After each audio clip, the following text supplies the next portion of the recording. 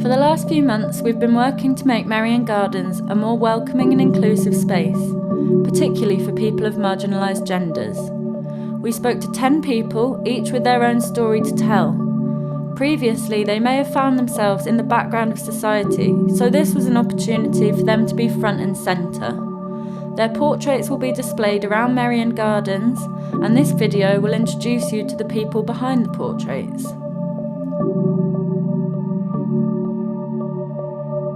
First, I spoke to Bea about her role models and inspirations. The biggest one I'd say was my mum. It's a single parent situation at home, so she took on the role of both parents. That's why I have so much respect for her.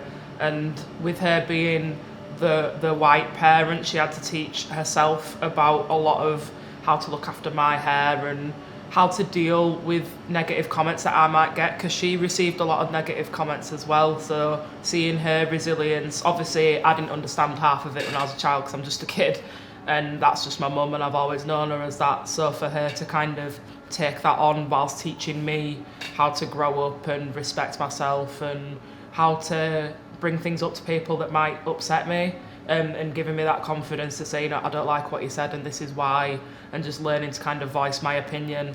But I'd always, especially in high school, I'd always have the annoyingly difficult trope of angry black woman. Like, that was one thing that I'd get a lot when I'd get quite heated about something, especially when it's personal to me. Like, in my mind, no one gets to tell me how I feel about something. Like, just because it doesn't offend me doesn't mean it won't offend the next person. And I was often I had to put my educator hat on and teach people. So my mum kind of taught me how to deal with that, and also how to look after myself, because at the end of the day, my hair's not going to change and I'm not going to change.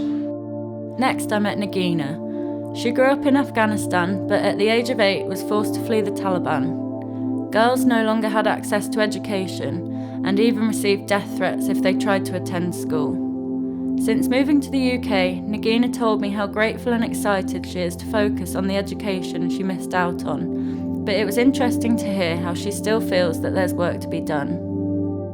I think boys and girls are being treated differently. For example, in sport there's sexism, and I know for a fact as I'm doing boxing, and at first when I joined and a few of my friends, like when I went to the park and I trained and everything, I would get told boxing is more of a male sport, so I don't understand why you're doing it.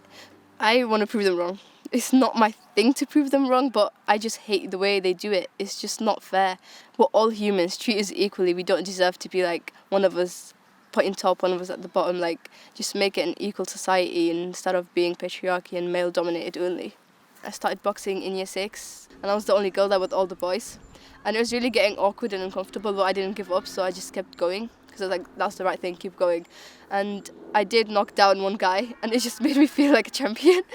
So since then, now it's not like affecting me as much as it did before, because I felt like they were right at first, but then I realised girls can do what boys can do as well. So I did what I could to prove them wrong. So for me, being a girl means taking care of yourself, being a strong person, and fight for what's right, and not let anyone get to you.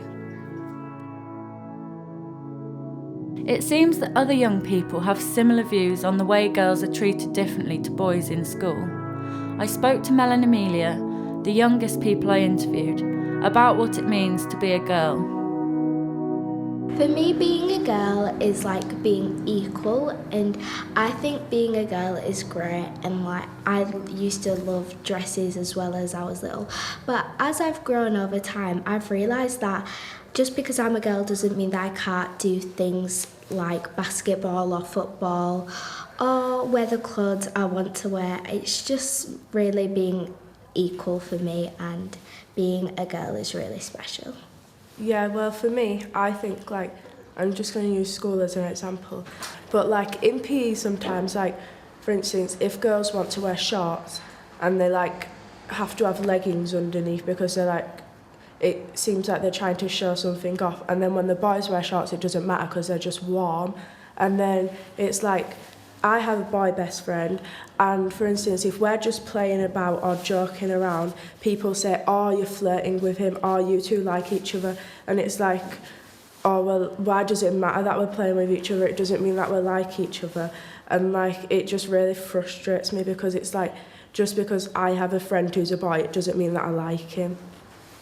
Yeah, I completely agree with what she said. I think in school, again, PE, I think when the teachers and like you're playing a game and they're just like, oh, who wants to be the captains, they always choose the boys specifically, and girls, even though girls really want to do it, they're just like, oh, I'll pick you next time, and then when there is a next time they choose the boys over and over again. And I think it's not fair that girls don't get to wear what they want just because boys will be attracted to them, or it'll make them distracted, and that's not true. Next, I went to meet the young people at the Shine Project, a group supporting girls in Leeds to reach their full potential. I spoke to Kenny about the challenges they've faced growing up as a young woman. I feel like I've gotten a lot less freedom, being able to go out, which is understandable because family do get worried and it's a dangerous place, which is a whole other issue on its own. And I also feel like as a teenage girl, my issues and the things that upset me weren't really prioritised because we were just seen as emotional and overreacting at everything. So a lot of the time we just tend to like bottle them up or then just not really know how to deal with our emotions.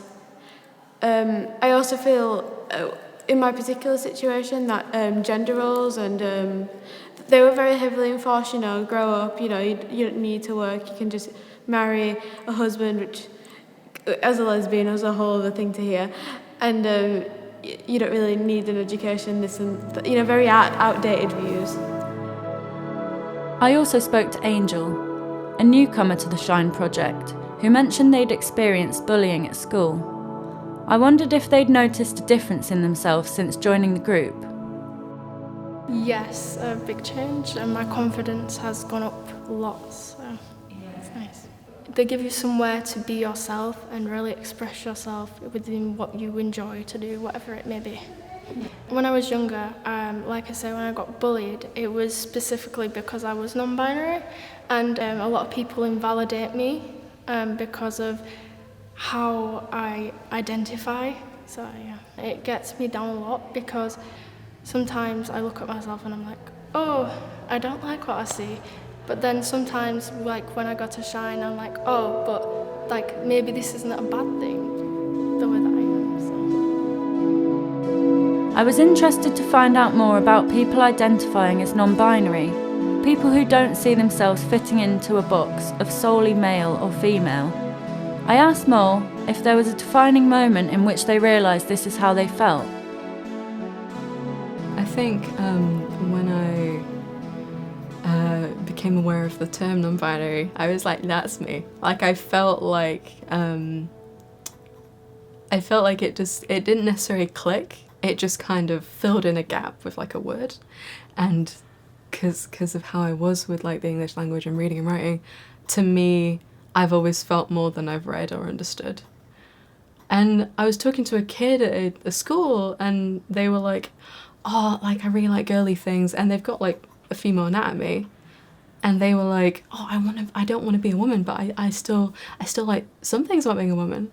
So for me, like being non-binary is like I don't want to completely like shed this idea of what being femme or like femininity is, because I think it's complete nonsense that femininity is reserved for women, and that, for instance, like a cis man can't be feminine, or like, a cis woman can't be masculine. In the same way that if you're non-binary, I think this idea of being androgynous is really harmful, unless that is how you feel, because it is just like there's so much, it's just so playful to be able to express yourself like that. Next, I spoke to Beck, a transgender man, about his experience of growing up. I was interested to find out at what point he began questioning his gender and if society's stereotypes played a part in this. I think it's like when you're a kid, it's kind of like I didn't really like, you obviously know what boys and girls are and stuff like that, but because you kind of because I grew up in like a small village, like we all did the same stuff, like play football together, go feed the horses. There was nothing really that was just like so defining where it was just like this is the boys' side and this is the girls' side. It was just kind of like, we didn't really care. Like, me and my friends, when I was like a little kid, it didn't really bother me. Because I would dress up as in like boys' clothes all the time and wear like England football kits and stuff like that, and like really loved that kind of stuff. And it didn't, like, I didn't care about that kind of thing until like it started being a problem more when I was like in secondary school. But when I was really little, I was just kind of like happy just doing whatever, because I guess I didn't really understand the difference. I knew there was a difference, but it didn't affect my day, like how people reacted to me or like how I was perceived or anything. It didn't really bother me because we were all the same anyway. Yeah. But like secondary school, it was like, it's obviously way more distinctive, because then you do go through like puberty, and it's like there is a drastic difference between like girls and boys, and like how you look and the stuff that you do and stuff like that. Like, and that's when it was just kind of like, ooh, this is a bit much. I also spoke to Shams, a younger trans man. I wanted to know if he'd always known he was a boy, and what hurdles he'd overcome since coming out. So when I was about, I'd say till when I can remember, I'd say 5, 6-ish, there were certain things I'd do, or I'd feel like on my sister had told me something about girls turning into boys when they're older. It was only a joke, but to me I was excited. I was like, yeah, that's what I want to do. That's what I want to do. And for my 6th birthday, I remember specifically making a wish. I want to be a boy. I'd say maybe I was 14, 15. I told my best friend, and then from there I told my mum, which was big step for me because she's Muslim, and that was just, you know, a set off for me. And then I started looking into transitioning and everything else. I guess just trust the process. It's always going to be ups and downs, but I think in the end, you know, you're going to get where you need to be if that's how you're feeling. Finally, I spoke to Elsa, a student at the University of Leeds. She told me about her experience of being autistic and how being a girl can affect the time it takes to be correctly diagnosed.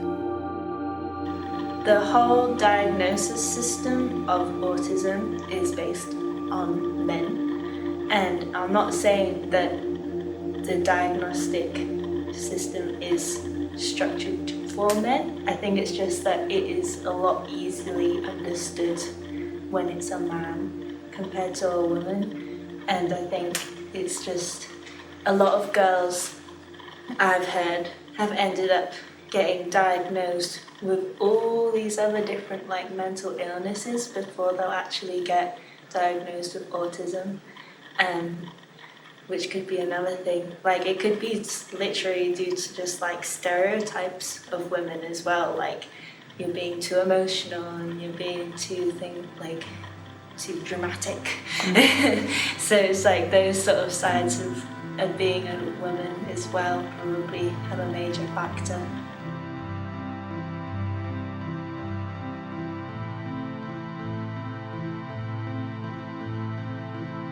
I think doing this art installation is really important because the media a lot of the time struggles to celebrate women without sexualising them. And this is something that I think corrupts a lot of women's self-worth, because we only feel valued if we're like envied or desired, and this is something that affects us all even if we don't even want the attention. So that's why I think this is such a great thing to be doing in Leeds, a place where I feel like we don't really get a lot of, you know, attention towards the feminist or women's issues.